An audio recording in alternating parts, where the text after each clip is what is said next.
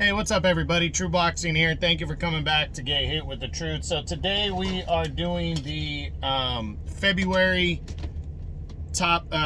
fighter of the month. Basically, I'm gonna do my top 5 fighters from the month of February based on how everything went, and I'll start it from 5 to 1.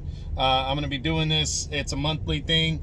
I released January, February, and March all at once. So check it out. Before we get to that, guys, if you can smash the like button, leave a comment, subscribe to the channel. I really do appreciate any and all support. And you know, any kind of love I could get, again, is very, very much appreciated. So thank you. So let's jump right into the top 5. Now I want to show some love to a couple guys. First off, Azat Hovhannissian in defeat. The war that he had with Luis Nery was fucking fantastic. That was the absolute fight of the year. And yeah, without a doubt, that was the fight of the year. And you know, and I don't think that's going to be surpassed. That was just an all-out war.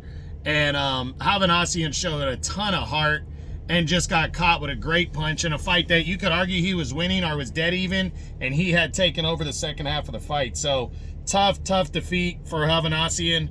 But he went out on his shield and he proved that he's the man. Then also show some love to Sujiro Matias for his 5th round TKO of Jeremias Ponce to capture the 140-pound junior welterweight title. That was a good win for him in the main event of a Showtime card on February 25th, I believe. So just wanted to show those guys some love. But number 5 is Emmanuel Navarrete for his 9th round TKO victory over Liam Wilson.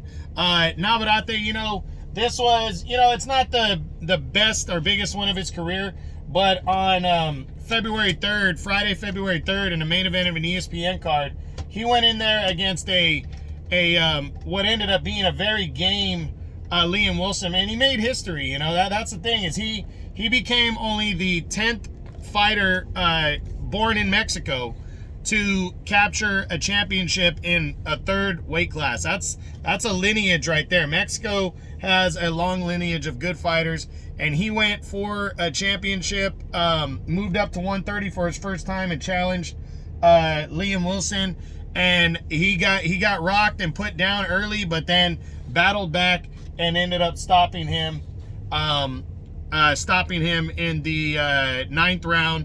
Broke him down and stopped him. Impressive victory as he became a 3-division world champion. So big win for Navarrete right there. The number 4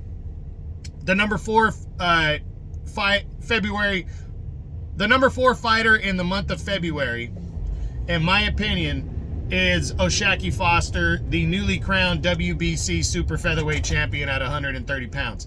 He actually stopped Ray Vargas, who is an undefeated champion at featherweight, from becoming the 11th man to capture born in Mexico, to capture a world title in a 3rd weight class. So it was actually a week later. It was on February 11th in the main event of a Showtime card. Ray Vargas was the favorite coming in. I actually picked Foster to pull off the upset here, and Foster went in there and just cleanly, he used his size and his boxing and his style to just completely outwork and outbox the always talented Ray Vargas. And it was an impressive performance. You know, he outboxed him, outclassed him, and captured his first world title. Big win for O'Shaquie Foster right there, and congrats to him. Number 3 on the month, and this was tough to put him at number 3, but it goes to Luis Nery for his, I think it was 10th or 11th round knockout victory of Azat Hovhannissian, as he became the number 1 ranked, or as he defeated him in the what do I say, the WBC eliminator in that all-out war. I mean, these two guys, what a fucking fight that was. That was a great fight between them. Luis Nery was ahead early, and then Hovhannissian just started putting the pressure on more and more, and was landing big shots, and then finally was able to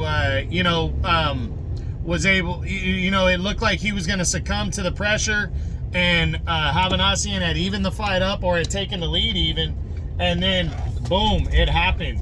A left hand caught Havanasian and stopped him, and hurt him badly, and then he stopped him, and Luis Neri put himself in line for a title shot against the winner of Stephen Fulton and Nuevo Inoue, who are fighting in July. So big time win right there in what is absolutely the fight of the year, and I really don't think that fight's going to get topped, but we'll see. But a strong victory for Luis Neri. There was 2 other good ones that beat him out, but that definitely is a type of fight that could win Fighter of the Month in any other month. If it would have been January, he probably would have won it. But number 2 in February, the number 2 fighter for Fighter of the Month goes to sorry guys, drawing a blank here. It goes to Badou Jack, the new WBC Cruiserweight Champion of the World at 200 pounds. Badou Jack, he did this for his what was it? Is it 9th round? I know it was his 12th round knockout victory over Ilunga Makabu. Jack came into this fight really, I didn't think Jack could win this fight. I didn't. I thought him at 39 years old coming in against a game and career cruiserweight in Makabu who has power, I just didn't think Jack would be able to break him down and stop him the way he did. And man, Jack just at 39, he looked like he was 29 again. I mean, he absolutely broke down what's his name, and stopped him. He was ahead on the scorecard, so it's not like it was a lucky punch or anything like that. He absolutely put the pressure on and just grinded it out and stepped it up in the second half of the fight, as he's always done in his career, and was able to stop him and capture a championship in his 3rd weight class at the age of 39 years old. I mean, what a victory. Big time win over a top 5 cruiserweight. I know a lot of people don't know a lot about the cruiserweight division, but I do, and there are some good fighters there. And Badou Jack to become a 3-division world champion at the age of 39 was just a monumental victory. It took place on February 25th on the Fury and Paul ESPN pay-per-view undercard. Big time win, and that's number 2. But the February Fighter of the Month, to me, it goes to the newly crowned WBA Featherweight Champion of the World, Mauricio Lara, as on February 18th on DAZN, he knocked out Lee Wood in the 7th round to capture the WBA Featherweight title. I mean, the reason I picked this one is because, first off, if you're not paying attention to featherweight, that division is loaded, and you're going to see some really good fights coming up. But it was just an all-out great, tough, great performance by Lara, because he was actually losing the fight on the scorecards to Lee Wood. Lee Wood was outworking him. He really was. And he was winning on points, but Mauricio Lara is that guy that he's going to keep landing punches even if he's losing rounds. He's going to keep coming at you. And then finally he landed a devastating left hook on Lee Wood that hurt him badly. Lee Wood got to his feet, but Ben Davidson, his trainer, made a great call and stopped the fight, because Lee Wood would have taken a lot more punishment, and he probably would have been stopped anyways. And Mauricio Lara, what's impressive about this win over Lee Wood is this solidified him as not being just a one-hit wonder. I mean, he absolutely beat the shit out of Josh Warrington in that upset, and he never really got a chance to redeem that victory by by leaving no doubt in the rematch, because they fought to the 2-round no contest, but or a technical draw, whatever the final call was on that. So he never got a chance to really solidify himself, and knocking out Lee Wood solidified himself. So that was a huge win. He captured the title. To me, he moved up to number 1 in the division with that victory, and it is a wide open division.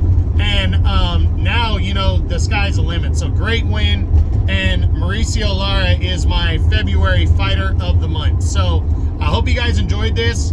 I hope you enjoyed the video. If you did, smash the like button, leave a comment, subscribe to the channel. I appreciate any and all support. This is True Boxing. You've been here with the truth.